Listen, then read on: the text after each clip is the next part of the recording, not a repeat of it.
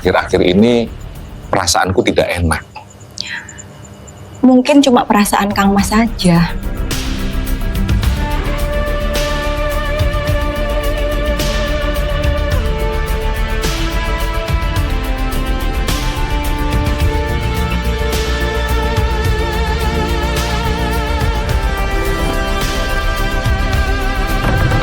Kamu siapa? Ada urusan apa kamu datang ke rumah saya tengah malam begini? Sultan memang tidak ada urusan denganku. Dan aku pun tidak ada urusan dengan Sultan. Tapi Sultan punya urusan dengan Raden Arya Panangsang. Aku cuma diperintahkan menyelesaikannya. Arya Panangsang.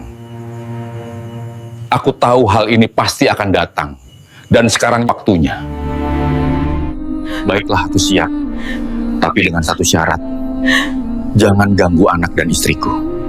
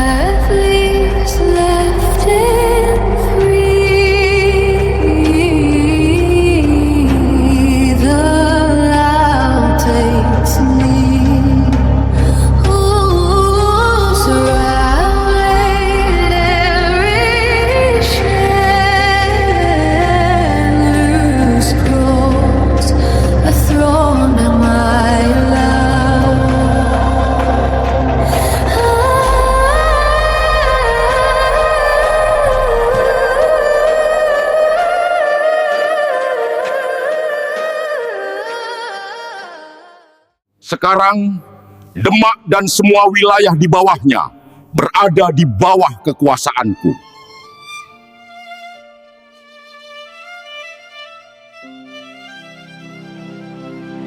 Demak sekarang menjadi kadipaten dan pusat kekuasaan ada di Jipang Panolan. Tinta emas di ujung pena mengering sebelum sempat ku selesaikan. Namamu terukir di sudut kalimat yang takkan pernah. Untuk sekarang, jangan bicarakan tahta dulu. Situasinya tidak tepat. Lalu bagaimana terkait Raden Arya Panangsang? Yang menjadi dalang pembunuhan Sultan Prayoto. Masalah Arya Panangsang, Raden bermusyawarah saja dulu dengan istri Raden. Baiklah, Raden. Kalau begitu saya pamit dulu, Raden. Jangan sungkan mengabari jika ada sesuatu. Janji kita hancur jadi debu di hari kau dinobatkan sebagai raja. Aku mengubur cinta dalam diam. Surat ini ku simpan di peti kayu berlapis lilin segel kerajaan. Mbok, di mana Den Sutawijaya? Den Sutawijaya sedang berburu dengan Ki Bedul, Tuan. Menurut Den Suta, apa betul orang yang membunuh Sultan Prayoto adalah orangnya, Raden Arya Panangsang? Kalau menurutku ya jelas, orang yang membunuh Sultan Prayoto adalah orang suruhan Raden Arya Panangsang. Terus apa motif Raden Arya Panangsang membunuh Sultan Prayoto menurut Aden? Sultan Prayoto itu orang yang membunuh Raden Kikin, ayah dari Raden Arya Panangsang. Jadi Raden Arya Panangsang itu menuntut balas atas kematian ayahnya, yakni Raden Kikin. Sudahlah, kita gak usah mikirin tahta. Kita cuma rakyat kecil, tugas kita kuli, biar tetap bisa makan.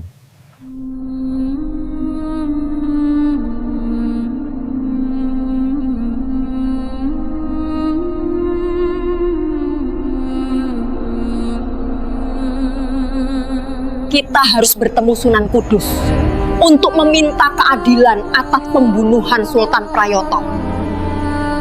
Aku ragu dengan Sunan Kudus. Beliau pasti akan berpihak kepada Raden Arya Panangsang.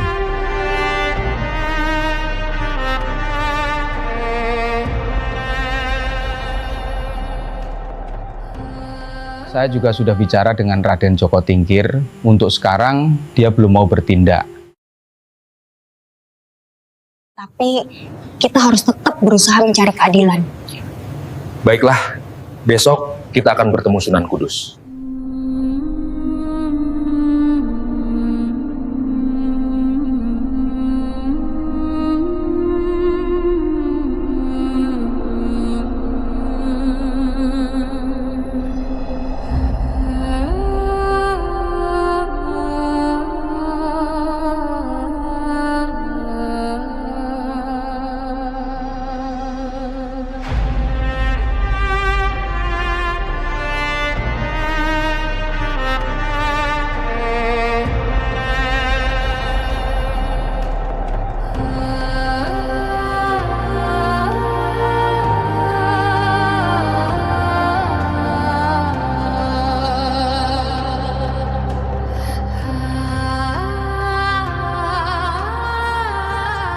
Ratu Kalinyamat dan Raden Hariri sedang menuju kediaman Sunan Kudus.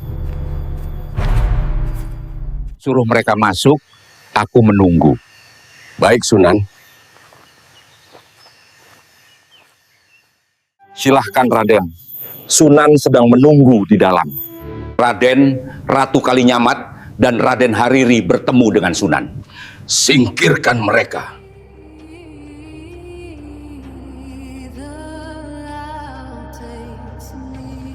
Maaf Sunan, kedatangan kami kemari untuk mencari keadilan atas terbunuhnya Sultan Prayoto. Jika memang Raden Arya Panangsang telah berbuat salah, adalah kewajiban saya untuk menasihatinya. Tetapi jika terkait pembunuhan terhadap Sultan Prayoto, kita butuh bukti kuat.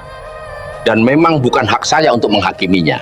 Kami memiliki bukti dan saksi bahwa Raden Arya Panangsanglah di balik pembunuhan Sultan Prayoto.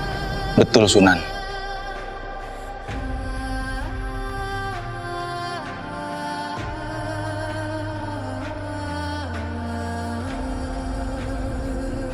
Karena dalam hal ini, saya juga tidak bisa berbuat apa-apa.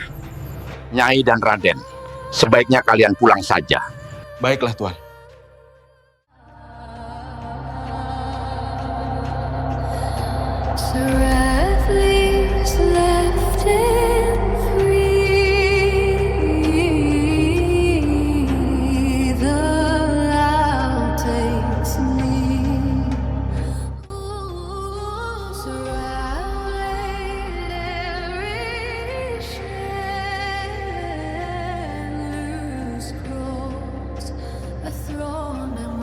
Maaf Kisana, sepertinya kita tidak saling mengenal dan tidak pernah punya urusan. Memang kita tidak punya urusan, tapi Raden Arya Panangsang punya urusan dengan Tuan. Selamatkan dirimu, aku akan menghadapinya.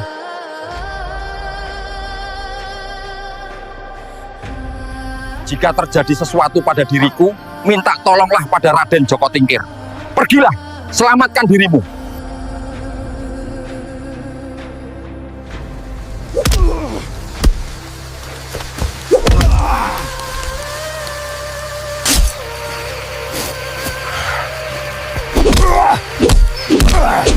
Dasar Arya Panangsang pengecut, hanya bisa mengirim orang bayaran.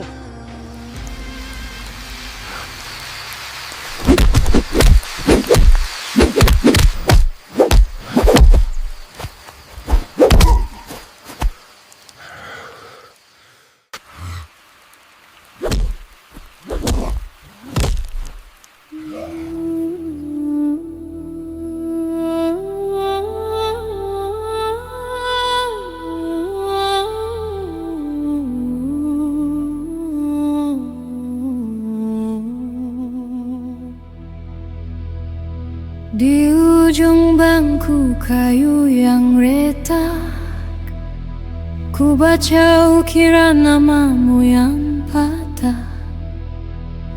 Asap api tak lagi menari, hanya debu di atas meja perang. Kau janji pulang saat es mencair, tapi musim datang dan pergi sendiri. Oh, tanduk Norse bergetar sendu, oh, drum kayu memanggil sunyi.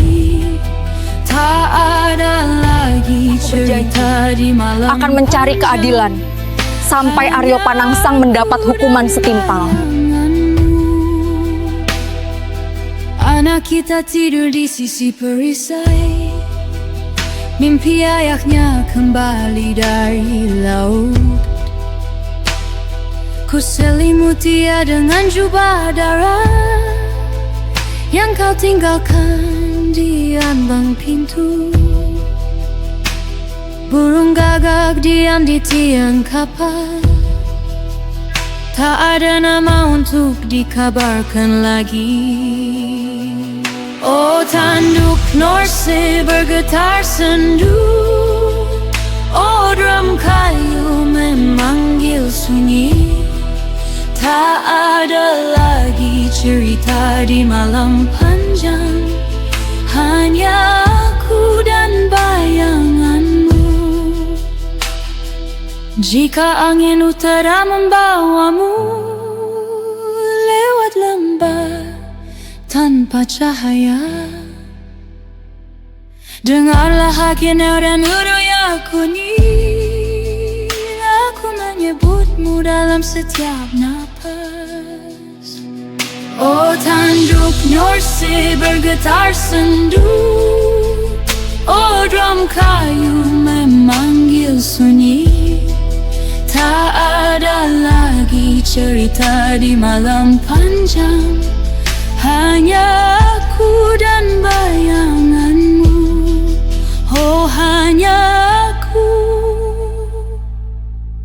hayanganmu.